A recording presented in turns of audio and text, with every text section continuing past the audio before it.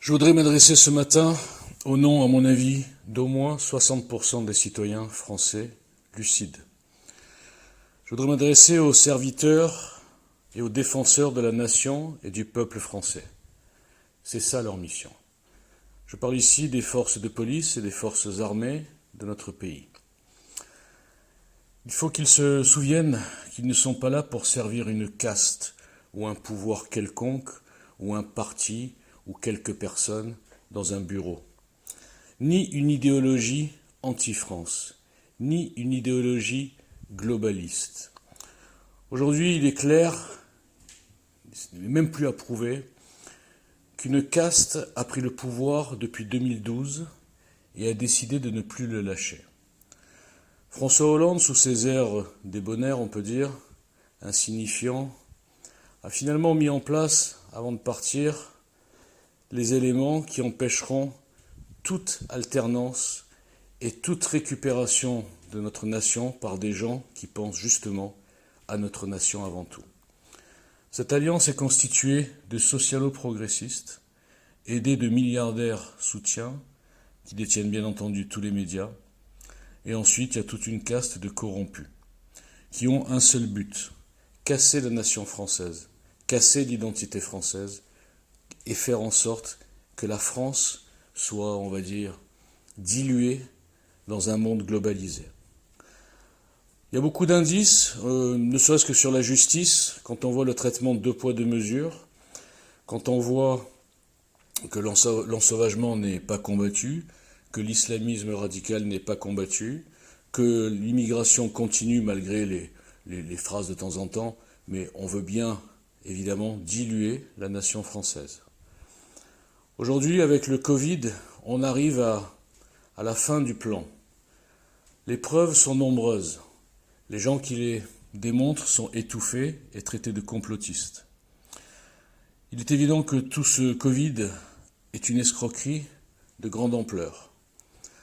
Et l'alibi de dire « oui, mais regardez, dans tel pays ils font pareil, dans tel pays ils font pareil » n'est pas un alibi puisque ce sont que des pays qui sont dirigés par la même caste, avec le même objectif que je viens de détailler. L'idéologie socialiste est une idéologie mondialiste par définition. Les francs-maçons sont aussi à la manœuvre. Les francs-maçons, leur but, c'est de casser l'identité chrétienne de la France. Nous assistons, impuissants, nous les citoyens, à une mise sous cloche de notre pays. Une mise sous une dictature douce, qui n'est possible que par le monopole des médias, de la censure, de la corruption, de l'argent, de la parole publique et de vous. Vous les militaires, vous les policiers, vous les gendarmes. Vous ne devez pas oublier, vous êtes des citoyens avant tout. Je sais que vous êtes des légalistes et c'est normal, sinon il y aurait des coups d'État toutes les 3 semaines. Mais là, je vous invite à regarder froidement les choses et à regarder peu à peu ce que devient notre pays. Notre pays va bientôt avoir des passeports sanitaires. Notre pays punit les gens normaux qui ne font rien, et notre pays laisse dans l'impunité les vrais racailles, au sens large. Vous devez réagir, c'est un réveil citoyen vital et indispensable. Je ne vais pas faire des comparaisons honteuses, mais souvenez-vous, Vichy. L'armée et la police a obéi à ce gouvernement de Vichy. Je pense que des années après, ils l'ont regretté.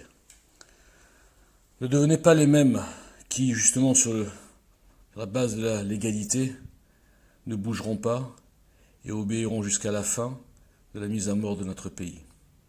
Maintenant, on peut prendre les points un par un.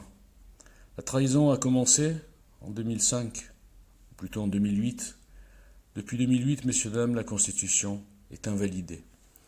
La caste, le Congrès, la caste des politiciens ont trahi la parole du peuple. Et depuis, ça a été de pire en pire. La fin du quinquennat de Sarkozy était déjà les signes avant-coureurs d'une déliquescence. L'arrivée d'Hollande a signé le début de la dictature socialiste. Hollande et ses petits amis ont créé un outil à leur service qui s'appelle le PNF. Ensuite, Hollande étant grillé, le Parti socialiste et cette caste a eu l'idée de créer un autre produit qui s'appelle En Marche, qui est à 65% socialiste. Bien sûr financé par des diaboliques internationaux, on peut le dire. George Soros a financé En Marche, rien que ça devrait vous faire réagir. Financement venant de l'étranger à 80%, renseignez-vous. Et donc cette caste mondialiste a mis au pouvoir un acteur qui a bien joué son rôle, aidé par tous ses complices.